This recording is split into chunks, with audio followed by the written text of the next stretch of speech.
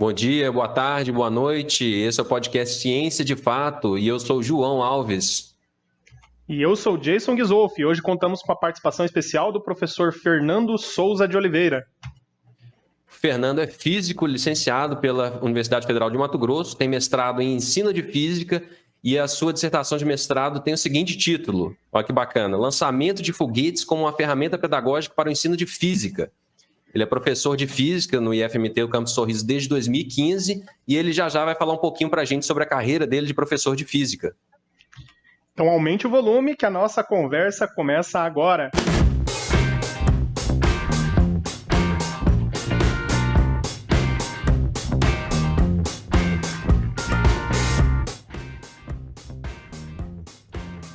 Olá, professor, tudo bem com você? Seja bem-vindo aqui ao nosso podcast.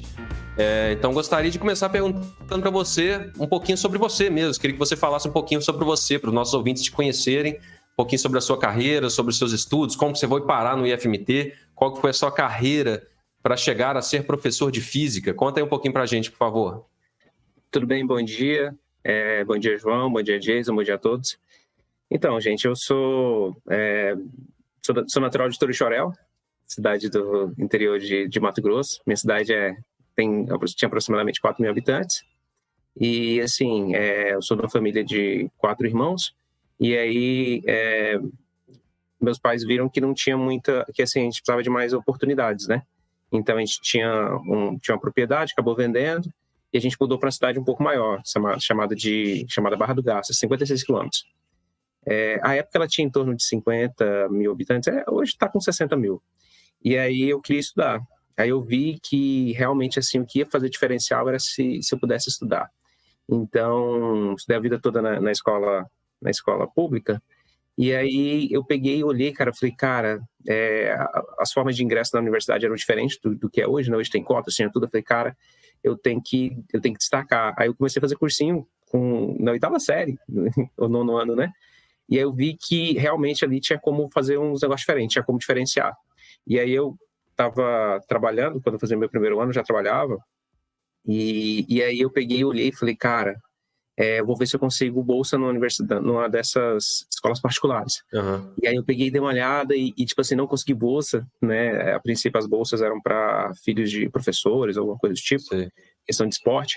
E aí eu peguei e falei bem assim, cara, eu tenho que me destacar. E aí eu peguei e pensei, falei assim, vou ter que pagar. Aí eu conversei com meu pai, não tinha grana suficiente, falei assim, eu pago uma parte, eu sou completa. E aí eu fui nessa pegada mesmo, ele viu que eu estava interessado, mesmo eu falei assim, não, a gente vai se apertar aqui, vamos embora, você vai estudar. Estudei 2 anos nessa escola particular. O segundo e o terceiro ano do ensino médio? Segundo e terceiro ano. E lá eu tive a felicidade de ser mentoreado pelo José da Silva, que era o meu professor de física. Cara, um cara muito bom, um cara muito humilde, muito gente boa e, assim, muito bom em física e bom em todas as áreas, assim, e eu tomei ele como modelo. E se eu tô fazendo física hoje, a culpa é dele. E assim, você vem de uma cidade pequena, né? Uma região de interior. E como que você escolheu a física, né? Essa área de física? Porque não é uma coisa muito comum de você, para quem mora no interior desde criança, né? Falar assim, vou para a área de agricultura, vou para a área de comércio. Por que física? O que te levou para escolher, além dessa mentoria, assim, o que te atraiu mais nessa disciplina? Cara, eu acho que todo docente assim, a gente gosta de aprender, né? E a física acaba me encanta. Me encanta, por exemplo, na fazenda eu gostava muito de banhar no córrego, né? Ia tomar banho, saía para pescar e tal. E aí, de vez em quando, saía, e aí eu ia olhar, o que eu achava interessante, pegar água assim, né? Ia tomar banho. Se você pega água e joga, né, para cima, eu achava muito bonito, gostava muito de ver os formatos que a água tomava. Então, você podia fazer 1000 vezes os formatos da água, não era do mesmo jeito. Você pega a chuva quando ela está caindo. A chuva, quando ela está caindo, você tem ali milhões e milhões de gotas de chuva. Por mais que elas sejam criadas basicamente nas mesmas condições, todas elas são diferentes. E aí você começa a analisar, então, que a formação dos corpos, elas vão tender sempre a ter elas vão tender à esfericidade. Tem a configuração de menor energia, né? configuração de menor energia. Então, nessa configuração de menor energia, eu entendo a formação dos planetas. Então, por isso que os planetas, eles são geóides, né? A Terra esférica, pelo amor de Deus, a Terra não é plana. Então... não é plana. Não vão nem entrar nisso, né? Não vão nem entrar nisso, não. Não, peraí. Vamos entrar sim, vamos entrar. Então vamos entrar nessa história, então. Na sua cabeça, você estudou anos e anos para reforçar aquele conteúdo que a gente pega lá no primário, de que a Terra não é plana, e como que você vê esse negócio, essa corrente de terraplanismo no mundo hoje? Eu acho bem boa pergunta. Tem um colega meu, o João, outro João, ele falou para mim bem assim: Fernando, eu estou preocupado. Se a Terra é plana, o que tem do outro lado da Terra? Né? Então, o pessoal fica preocupado com o outro lado da Lua. Cara, eu fico bastante entre aquela questão das conspirações, né? Você tem que ter a visão do todo para não se perder, né? Porque, por exemplo, o formato da Terra não está em discussão. Ele não está em discussão. Aí tem, por exemplo, a principal defesa é a questão da conspiração de que o homem nunca foi à Lua, então o homem nunca foi no espaço, não tem como ver. Só que, assim, fisicamente, a gente já sabe há mais de 1000 anos que o formato da Terra, ele não é plano, que a Terra, realmente é esférica. Eu acho que é mais uma questão, assim, essa história de Terra plana é mais uma questão de uma bolha, né? Porque é reforço positivo. Você tem uma pessoa que a internet deu essa forma de pessoas se unirem e ficarem dentro de uma bolha de forma a não ouvir, é o que você falou, de forma a não ouvir o que vem de fora.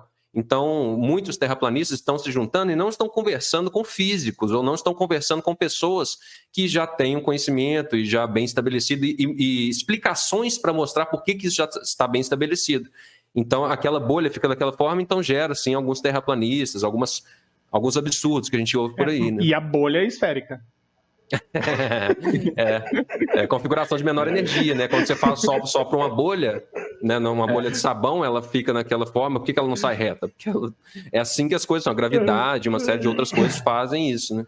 Então, assim, por exemplo, eles tentam explicar por densidade as coisas, não tem, foge, porque, por exemplo, a gente tem a lei da gravitação universal de Newton.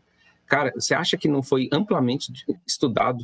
O próprio Newton, ele tinha graus de autismo, então, antes do Newton mostrar alguma coisa, ele passava anos estudando o trabalho que já estava pronto. Por exemplo, João, eu fiz o trabalho de mestrado, que nem você falou. Meu trabalho de mestrado terminou, eu fiquei ali durante um mês fazendo ajuste fino, mais de um mês, fazendo ajuste fino com a minha orientadora e tal. Se fosse no padrão Newton, depois que passou pela minha orientadora, terminei tudo, agora falei assim, agora eu vou engavetar meu trabalho, vou ficar lendo e relendo ele durante 2 anos. Depois que eu terminar ele, falei assim, agora eu tenho 2 anos que eu estou olhando para ele, agora eu falei assim, agora eu vou apresentar. Era esse o nível que o Newton fazia, para ele chegar. Quando ele mostrava, o negócio era impecável. Cara, quer ver uma coisa que é legal para você discutir? Tipo assim, você pega Galileu Galilei. Galileu Galilei, ele foi perseguido pela igreja. Foi perseguido pela igreja porque ele falou que havia imperfeições na Lua e ele podia provar isso. Ele pegou o telescópio e tal e foi mostrar. E aí ele pegou e falaram assim, não, a Terra não pode ser. A Terra não é um planeta, porque o planeta é um errante e a Terra não é um errante. Então eles fizeram toda a defesa e não tinha ninguém lá da ciência. Galileu foi preso e ele falou assim, então você tem que refutar. Fala que a Terra não se move. Ele falou tal e negou tudo. Aí na hora que o pessoal estava assim, ele falou assim, mas que se move, né? Aí prenderam ele. Aí você pega o Newton. Cara, o Newton cria um referencial inercial e vai debatendo, cara, com ciência, vai arrebentando com tudo, muitas crenças religiosas. Aí você pega Newton, ele não foi perseguido. Por que não foi perseguido? Por que não teve nada disso? Sabe o que Newton fez? Se você procurar na internet, dá uma buscada no Google, tá lá, por exemplo, você vai encontrar lá o Apocalipse segundo Newton. Ele começou a estudar a Bíblia e aí ele viu o seguinte, foi bem assim, ó, então, 3 leis de Newton, lei da inércia, princípio fundamental e ação e reação. Aí você pega, o que é a primeira lei? A primeira lei é muito próxima da segunda lei. A lei da inércia, um corpo em movimento tende a manter o seu estado de movimento em linha reta até que uma força atue sobre ele. A segunda lei apresenta a força e a terceira lei fala como é que ela interage. Quando ele criou a primeira lei, ele falou do chamado referencial inercial, que é onde as leis de Newton podem atuar.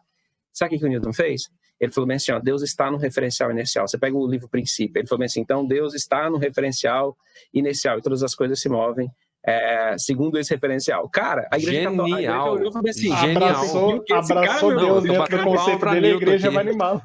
Newton eu não sabia da história, eu já admirava, agora então admiro muito mais, porque o cara é brilhante para falar isso. Era brilhante. Então, tipo assim, ele fez a defesa, e aí assim, então, cara, uma coisa que eu acho muito interessante, eu acho que muita gente peca. Por exemplo, eu posso discutir com você e posso ter uma opinião contrária à sua, mas eu vou pensar o seguinte, você chegou naquela opinião, você teve que estudar, cara, você teve que pensar, e você falou bem assim, não, eu acredito nisso, agora vai um menino com a terra plana. E aí o menino acredita naquilo, agora eu vou jogar tudo, né? Se eu não me engano, é o Dale Carnegie, que ele fala bem assim, que uma pessoa convencida contra a vontade, ela vai tender sempre a manter a ideia anterior. Então, se você força a pessoa, ele vai fazer o quê? Daquele momento ele fala bem assim, agora eu não consigo argumentar, mas ele não muda de ideia. Agora, se você lembra do humus, se você traz ele com humildade, você vai procurando mostrar e você coloca ele como protagonista. Deixa ele escolher. Toda a questão tem a ver com escolher. Por exemplo, eu posso passar 3 anos do ensino médio tentando discutir com o menino como é que forma o arco-íris. E ele pode acreditar, sair dali e falar bem assim, não, professor, mas eu acho que realmente tem aquele pote de ouro falado, entendeu? E aí, por quê? Eu posso tentar mostrar para ele dentro da ciência, mas a escolha final é dele. A escolha final é dele. Então, os terraplanistas não são pessoas que não estudaram. Tem gente que é culta. Tem gente que estudou muito e tal, e ele falou bem assim, cara, me enganaram em tal coisa, então provavelmente estão me enganando aqui também. E aí falta o quê? Às vezes falta a maturidade de você parar bem assim, peraí, por exemplo, vou discutir, falar que a Terra não é plana, tal, eu dei uma olhada, falei bem assim, não, peraí, qual que é a argumentação que eles estão usando? Então, os caras estão falando que a Terra é plana, beleza, o que eu tenho que olhar? Aí eu fui olhar a argumentação, aí eu vi que eles têm muita dificuldade para explicar o dia à noite. Teve coisas assim que são, que dentro da ciência já estão explicadas há muito tempo. Eu falei, não, então isso aqui não dá. Você é muito paciente, você é um excelente professor, eu estou assim, admirado, você está me dando uma aula aqui de como ser professor, tem muito o que aprender, porque você tem uma paciência e uma humildade para explicar que eu ainda estou galgando alguma coisa, ainda pretendo chegar lá, porque eu não sou paciente assim não, para explicar a pessoa que tudo isso está fazendo, todo esse passo a passo, até porque eu não sou professor de física, eu não estou trabalhando com aquilo em específico. Acho que se eu estivesse trabalhando com esse conteúdo, com esse tema em física, talvez eu propôsse diálogos maiores. O meu negócio é mais matemática, matemática não tem muita, a matemática em si não tem muita discussão. Sim. As aplicações têm alguns debates ou não. Não sei, mas é muito interessante. Já foi uma aula para mim de aprendizado aqui, muito bacana. A gente está chegando já, estourando o nosso tempo aqui para o podcast. Queria saber se tem alguma consideração final, professor. Cara, eu acho que fica a critério assim, né? O pessoal costuma falar bem assim, os alunos não conseguem aprender e tal. Às vezes eu fico pensando assim, tem um pastor amigo meu, pastor José Donizete, ele fala bem assim, você se desenvolve com aquilo que você se envolve. Fala bem assim, o menino fala bem assim, eu não consigo entender física, eu não consigo entender matemática, eu não consigo entender tal coisa. Aí vamos analisar, o cara vai lá e estuda 1h40 ou 50 minutos de uma disciplina, semanalmente. Aí na outra semana ele volta e fala, eu tenho muita dificuldade. Aí, de novo, ele estuda a mesma quantidade de tempo. Aí na outra terceira semana. Aí você pergunta para esse menino, por exemplo, sobre os Vingadores. Cara, ele sabe a história de cada personagem. Quanto tempo esse menino está se dedicando? Aí os meninos fazem o seguinte, cara, eles fazem maratona de série. Eu sou um desses. Olha lá o fã do MCU. Assim, eu sou do que chorou no Vingadores Ultimato. Aí, tipo assim, o cara sabe tudo. Aí, tipo assim, vamos ver. Qual que é mais difícil? Você lembrar o nome de todos os personagens, a história deles, os poderes, qual que são os próximos, porque a galera, ele fica fanático, ele vai visitar até quais são os próximos lançamentos, sabe os joguinhos que tem, sabe tudo, aí ele vem discutir. Aí ele fala bem assim, professor, física é muito difícil. A quantos minutos você dedicou na semana? A aula, 1h40. Tá bom. O seu hobby aí que você curtiu, você passou quanto tempo? Final de semana inteiro, a semana toda. O cara ficou quase 100 horas mexendo só com isso. Aí ele fala, mas você tem dificuldade de aprender. Não, você tem dificuldade de focar no que você quer. Você achou que aquilo é mais importante. Então, às vezes, o que falta para você é foco. Então, você focar naquilo que realmente é importante. E eu acho que isso aí vai fazer muita diferença. Show de bola. Bacana demais. Então, acho obrigado que a gente pode pela encerrar, sua participação aí, Fernando. Muito obrigado, a gente aprendeu bastante aqui. Nossa, muito legal mesmo. Valeu, para mim foi uma honra, tá? E Deus abençoe o trabalho de vocês aí. Valeu pela oportunidade. Tamo junto. O objetivo do nosso podcast é ser um programa rápido para aproximar você do universo da ciência. Quer se aprofundar mais sobre o assunto tratado hoje? Envie uma mensagem para o podcast nas nossas mídias sociais, @podcast Ciência de Fato no Instagram e também no Facebook. E se você está nos acompanhando pelo YouTube, escaneie o código do lado aí para se inscrever no podcast e receber no seu celular as notificações sobre os próximos episódios. Por enquanto, estamos com a meta de um episódio por semana, toda quinta-feira. Então, até lá!